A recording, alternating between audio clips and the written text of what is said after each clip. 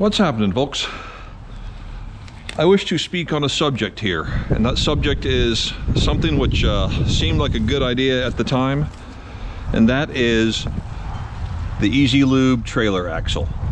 Simple enough concept, really. You've got a little Zerk fitting on the center here, so when it's time to grease your trailer bearings, you just pop the cap off, hook up your grease gun, squirt a bunch of grease in, and you're good to go. Now, that's great in theory, except that this was not a brand new hub design. This was a retrofit to an existing hub design. So, got a slight problem here. The problem is that the only thing keeping the grease out of the brakes is the wheel seal. And that wheel seal was not designed to contain grease under pressure. It was designed to contain grease that was under almost no pressure. So what happens when you start pumping grease in here, especially when you have things like powered grease guns that just launch a ton of grease in there? Well, it overwhelms the wheel seals, and then it gets all over the fucking brakes. Now, again, it seemed like a good idea at the time, but it just does not reflect on the reality of the situation, which is that the folks doing the greasing, they're not going to read the manual, especially the part that says don't use a powered grease gun. After all, you know, time is money, and money is methamphetamine, and it's just a grease nipple. How complex can it be? You don't need to read the instructions. So the result is you get this fucking mess inside. And I knew this was the problem the minute I got hold of this trailer. I picked this up for some other servicing, but towing it home, I could tell that the brakes were just gutless. And sure enough, when I got into the other side, I found what I'm about to show you here.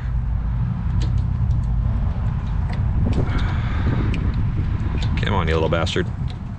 There you go.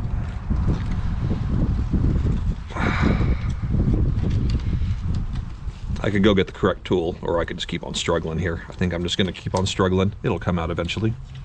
There you go. Okay. Next, we gotta get that bearing out of there.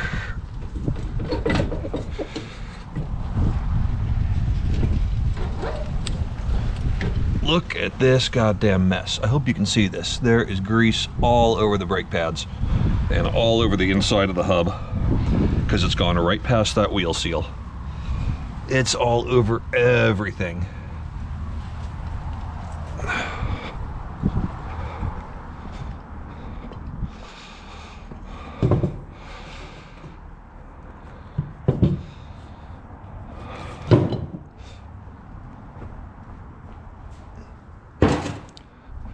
Three out of 3 are contaminated.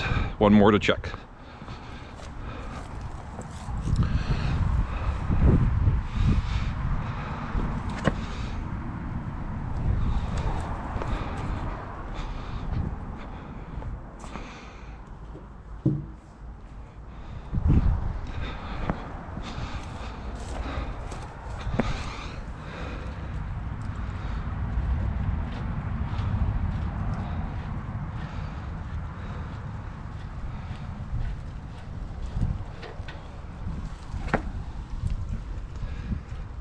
I really don't like doing trailer hubs. It's one of the messiest jobs in the world. If I was a Diesel Creek, I'd have a nice big trailer with those oil-filled hubs, but I'm not that fancy. I'm just running a crappy old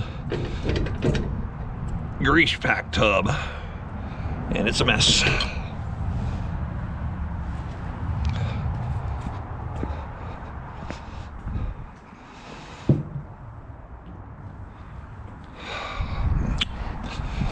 Not too worried about getting grease on the outside of these hubs because it's already all over the inside. Yep.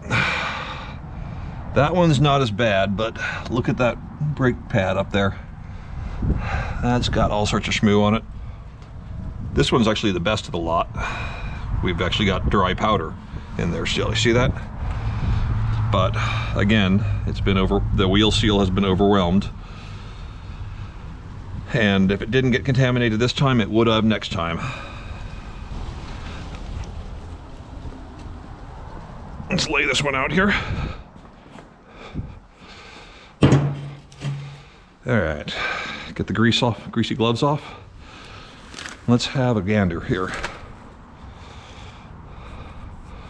Of the 4, that is not contaminated on the braking surface, but where the magnet drags, that is contaminated, so you've lost braking there.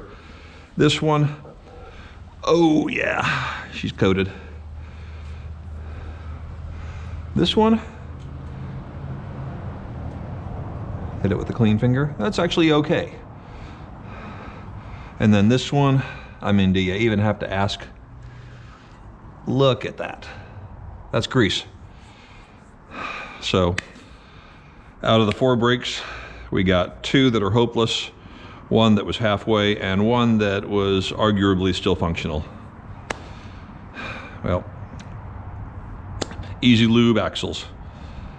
Nice in theory, but I don't recommend using them. If you've got a trailer with these, check your brakes. And if you feel the need to use the easy-lube feature, only do it if you're going down the highway and you've got a hot bearing and you just got to get some grease in there. But just accept the fact that when you use that feature, you are probably going to contaminate your brakes and you've got a big job ahead of you later on. All right, thanks for watching.